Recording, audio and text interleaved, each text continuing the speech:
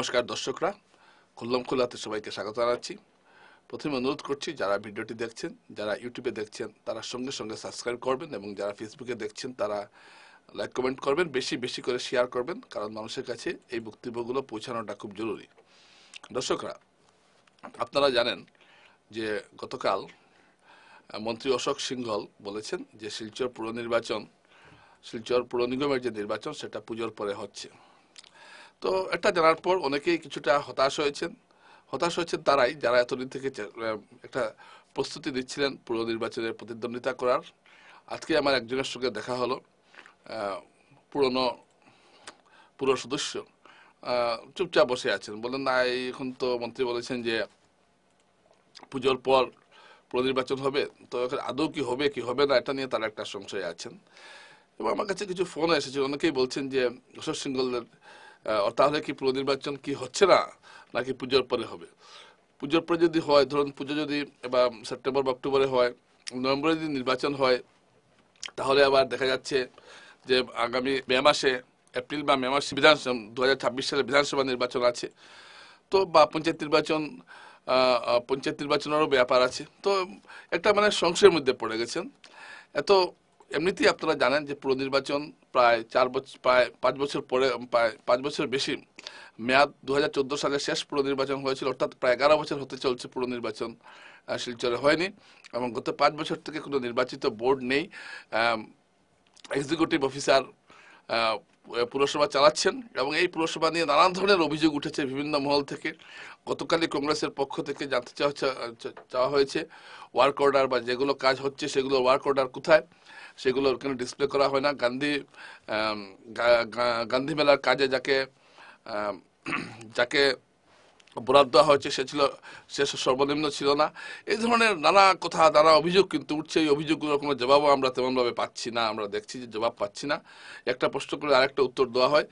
যাই হোক, ঠিক এরকম একটা অবস্থায় নির্বাচনটা হওয়াটা খুব জরুরি ছিল। শিলচরের সাধারণ মানুষও চাইছেন যে নির্বাচনটা হয়ে যাক। এটা হলো শিলচর প্রথম পুর কর্পোরেশন নির্বাচন, তাই এটা হওয়াটা খুব জরুরি ছিল। কিন্তু অশোক সিংঘলের এই বক্তব্যের পর যারা নির্বাচন নিয়ে বেশ লাফালাফি করছিলেন তারা একটু কিছুটা হতাশ হয়ে গেছেন। তো এখানে দর্শকরা, আমি আমার একটা বক্তব্য আপনাদের সামনে বলতে চাইছি। আমি একটা অভিজ্ঞতা থেকে দেখেছি যে আসাম মন্ত্রিসভার মন্ত্রীরা কি বললেন না বললেন এটা এত গুরুত্বপূর্ণ মোটেই নয়। গুরুত্বপূর্ণ হলো মুখ্যমন্ত্রী কি বললেন সেটার উপর।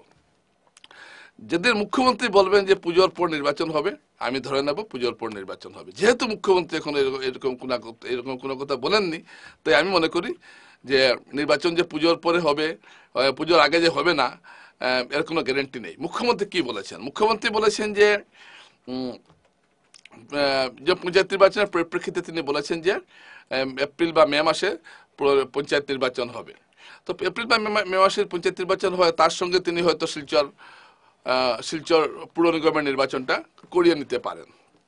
তো মুখ্যমন্ত্রী যেভাবে পুর নির্বাচনে ভোটার কার্ড বা বিভিন্ন ধরনের প্রস্তুতি চলছে সরকারি মহলে, তাতে মনে হয় পুর নির্বাচনটা হয়ে যাচ্ছে, লটারি হয়ে গেছে। তাই আমি ব্যক্তিগতভাবে, বা যদি আপনি আমাকে বলেন, আমি অশোক সিংঘলের এই বক্তব্যকে এখনই এত গুরুত্ব দিতে রাজি নই যে পুজোর পরেই হবে। অশোক সিংঘল বললে তো হবে না। এই মন্ত্রিসভায় মন্ত্রীরা যা আছেন, আমি অনেক দেখেছি স্বাস্থ্য বিষয়ক একটা বিষয়ে ম্যাট্রিক পরীক্ষা নিয়ে একটা তারিখ দিয়েছিলেন রনজ পেগু গত বছর, কিন্তু দেখা যেত 24 ঘন্টার মধ্যে মুখ্যমন্ত্রী হিমন্ত বিশ্ব শর্মা আরেক তারিখ দিয়ে দিলেন। এরকম কিছু কিছু আমি দেখেছি। এক মন্ত্রী একটা বক্তব্য রেখেছেন সাংবাদিক সম্মেলনে, পরবর্তীতে দেখা যায় মুখ্যমন্ত্রী সে পরের দিন বলছেন না এটা এরকম হবে। তো আমি এখানে মুখ্যমন্ত্রীর কথা কি, মুখ্যমন্ত্রী যতক্ষণ পর্যন্ত বলবেন না যে পুজোর পর নির্বাচন হবে, ততক্ষণ পর্যন্ত অশোক সিংঘলের কথা বিশ্বাস করার মতো কোনো কারণ থাকতে পারে বলে আমার মনে হয় না। আসাম মন্ত্রিসভায় প্রচুর মন্ত্রী থাকলেও আসল মন্ত্রী একজনই, তিনি হলেন মুখ্যমন্ত্রী হিমন্ত বিশ্ব শর্মা। তিনি যা বলবেন সেটাই হলো আসল। আমরা দেখেছি যত গুরুত্বপূর্ণ ঘোষণা সেটা মুখ্যমন্ত্রীর মুখ থেকে বেরিয়ে আসে। যে কোনো বিষয়ের মন্ত্রী হন না কেন, তার বিভাগের কথাটা প্রথম আসে মুখ্যমন্ত্রীর মুখ থেকে। তাই যেহেতু শিলচরের পুর নির্বাচন নিয়ে মুখ্যমন্ত্রী কিছু বলেননি, তাই এটা ধরেই নেওয়া যায় যে শিলচর পুর নির্বাচন পুজোর পরে হচ্ছে, এটা ভাবার কোনো কারণ নেই। পুজোর আগেও হতে পারে, এপ্রিল মে মাসে হতে পারে। আর যদি মুখ্যমন্ত্রী বলেন পুজোর পরে হবে তো পুজোর পরেই হবে, কিন্তু মুখ্যমন্ত্রী না বলা পর্যন্ত এটা বিশ্বাস করা কোনো অবস্থায় ঠিক হবে না, এটা আমি মনে করি। এবং যারা যারা কাজকর্ম করছেন পুরসভা, আপনারা এইসব কাজকর্ম চালিয়ে যান, আপনারা অশোক সিংহলের কথায় বিশ্বাস করবেন না। কারণ অশোক সিংহল বললেই তো আর হয়ে যাবে না, এটা বলতে হবে মুখ্যমন্ত্রীকে। তো সুতরাং আপনারা আশ্বস্ত থাকুন, আপনারা যেভাবে কাজকর্ম করছেন এবং একটা শিলচরে এখন পাড়ায় পাড়ায় একটা বিভিন্ন কথা উঠে গেছে। আর দর্শকরা, আমি আরেকটা কথা এখানে না বলে পারছি না। এখন দেখলাম কি, যারা জীবনে পুরো রাজনীতিতে কোনো জড়িত ছিল না, কোনো সামাজিক কাজকর্মে ছিল না, কোনো ধরনের রাজনৈতিক সামাজিক বা এনজিও করার কোনো অভিজ্ঞতা নেই, সেই সব ব্যক্তিরা এখন দেখা যাচ্ছে বিজেপির টিকিট পেতে আগ্রহী। অর্থাৎ তারা ভাবছেন যে বিজেপির টিকিট পেলেই জিতে যাবেন, সুতরাং কোনো অবস্থায় বিজেপির টিকিটটা নিয়ে নাও। এই যে একটা ট্রেন্ড শুরু হয়েছে, এটা বিজেপির জন্য ভালো। অর্থাৎ বোঝা গেল বিজেপির টিকিটের চাহিদা বেশি, কিন্তু এই ট্রেন্ডটা এই বিজেপির জন্য ভালো, কিন্তু সাধারণ মানুষের জন্য কি ভালো? অর্থাৎ অনেকের ধারণা যে, ধরুন আমি তুলনা দিচ্ছি, একটা ধরুন একজন নির্দল বা কংগ্রেস বা অন্য কোনো দলের, তিনি খুব খাটাখাটি করেন, মানুষের পাশে থাকেন, তিনি টিকিট পেয়েছেন তার দল, কংগ্রেস থেকে যে কোনো দল থেকে। আরেকজন বিজেপির প্রার্থী, তিনি হয়তো কোনো কিছুই জীবনে করলেন না, তিনি টিকিট পেয়ে গেলেন, এবং তার আশা যেহেতু তিনি বিজেপির টিকিট পেয়েছেন তাই তাকেই ভোট দেওয়া হবে, এটা আশা করে তিনি নামছেন। তো এ ধরনের আমি মনে করি যে বিজেপি দলের উচিত প্রার্থিত্ব দেওয়ার সময় যে যারা ন্যূনতম আপনার শিক্ষাগত যোগ্যতার কথা বলেছেন, ঠিক আছে, এটা তো সব দলেই মেনটেন করবে, কিন্তু আমার মনে হয় আপনারা যখন টিকিটটা দেবেন তখন এমন লোককে দেবেন যার মোটামুটি একটা রাজনৈতিক সামাজিক একটা গ্রহণযোগ্যতা রয়েছে। হুট করে কেউ এসে গেলেন আর একটা টিকিট নিয়ে নিলেন, এরকম যাতে না হয়। এতে কি হয়, দল জিতবে, কম ভোটে হলেও জিতবে, কিন্তু মানুষের কোনো কাজ হবে না। মানুষের পাশে যারা দাঁড়ায় তাদেরকে টিকিট দিন, এরকম জানি এরকম লোক গ্রাজুয়েট পাওয়াটা খুব মুশকিল, তবুও খুঁজলে পাওয়া যাবে।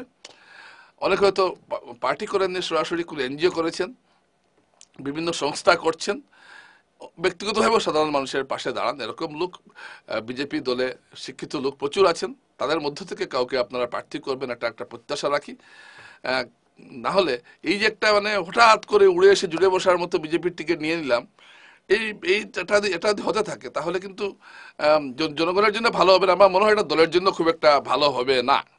একই কথা আমি কংগ্রেস নেতাদের উদ্দেশ্যে বলছি যে টিকিট দেওয়ার সময় অন্ততপক্ষে জনবিচ্ছিন্ন কাউকে যাতে টিকিট না দেওয়া হয়, তিনি যতই শিক্ষিত হন। আর শিক্ষিত, আমি আগে একটা কথা বলেছি, আবারও বলছি, শিক্ষিত হলেই যে একজন লোক খুব ভালো পুরো কাউন্সিলর হয়ে উঠবেন এমন কোনো কথা নয়। পুরো কাউন্সিলর হতে গেলে দরকার মানুষের সঙ্গে নিবিড় জনসংযোগ, মানুষের আপদে বিপদে যেতে হবে, রাত 12টার সময় কেউ ডাকলে যেতে হবে। আর খুব শিক্ষিত লোক এ ধরনের কাজ করতে চান না, আমরা দেখেছি। এখন ধরুন কেউ একজন পিএইচডি করছেন, তো তিনি কি তার পড়াশোনা ফেলে কি যাবেন কে কে কে কোথায় মারা গেল শ্মশানে যাবেন? কোনো দিন যাবেন না। সুতরাং সমাজের যত ভালো কাজ, অন্তত পাড়ার ক্ষেত্রে, এসব কাজ খুব একটা শিক্ষিত লোককে দিয়ে হয় না, এটা আমরা দেখেছি।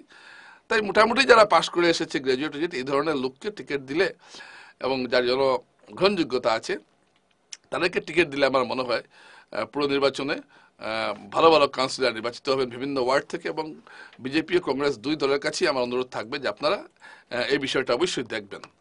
আর একটা কথা, পুরো নির্বাচনে সবসময় মানুষ দল দেখে না, কিছু ব্যক্তিও দেখবে। তো ভোটারদের উচিত এসব ক্ষেত্রে বেশি দল টল না দেখে ব্যক্তিকে দেখাও একটা জরুরি রয়েছে। আমি আবার পুরনো কথায় ফিরে আসছি। অশোক সিংহল অশোক সিংহল বলেছেন বলে যে আপনারা ভাববেন না যে পুজোর পরেই নির্বাচন হচ্ছে, এটা আগেও হয়ে যেতে পারে।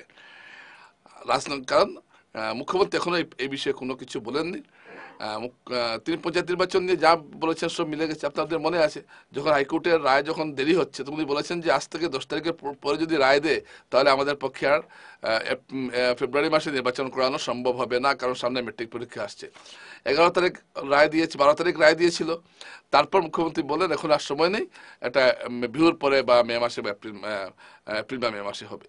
তো সেই সময় হয়তো অনেকে ধারণা করছেন পুরো নির্বাচনও হয়ে যাবে। তাই অশোক সিংহলের যে এই মন্তব্যটা, এটা আমার কাছে খুব একটা গুরুত্ব আছে বলে মনে হচ্ছে না। মুখ্যমন্ত্রী যদি বলতেন তাহলে অবশ্যই এটা গুরুত্বপূর্ণ একটা মন্তব্য হয়ে যেত। নমস্কার।